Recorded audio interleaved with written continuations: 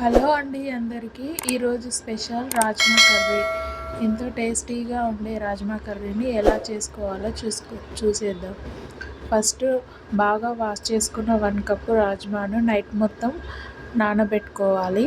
నానబెట్టుకున్నాక morning బాగా wash చేసుకొని మళ్ళీ ఒకసారి కుక్కర్లో యాడ్ చేసుకోవాలి. కుక్కర్లో వేసుకొని రాజ్మా మునిగేదాకా వాటర్ వేసుకొని కారం, ఉప్పు, పసుపు వేసుకొని 4 to 5 విజిల్స్ ఉడికించుకోవాలి.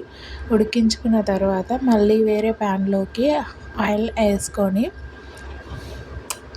ఆయిల్ వేసుకున్న తర్వాత యాలకులు, లవంగాలు, దాల్చిన చెక్క వేసుకొని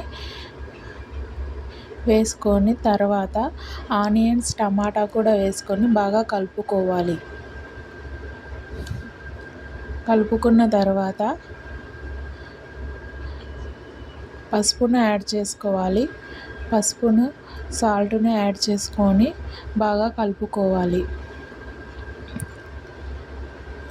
అడుగట్టకుండా బాగా నూనె పైకి వచ్చిందాకా ఉడికించుకున్న తర్వాత దానిలోకి కారం కూడా వేసుకోవాలి. కారం కూడా వేసుకున్న తర్వాత బాగా ఉడికించుకోవాలి. ఉడికించుకున్న తర్వాత బాగా ఉడకబెట్టుకున్న రాజ్మాను వాటర్తో సహా అలా కర్రీలోకి వేసుకోవాలి.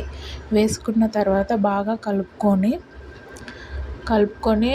10 minutes ఉడికించుకోవాలి. ఉడికించుకున్న తర్వాత కూర దగ్గర అయ్యాక ధనియాల పొడిని వేసుకోవాలి.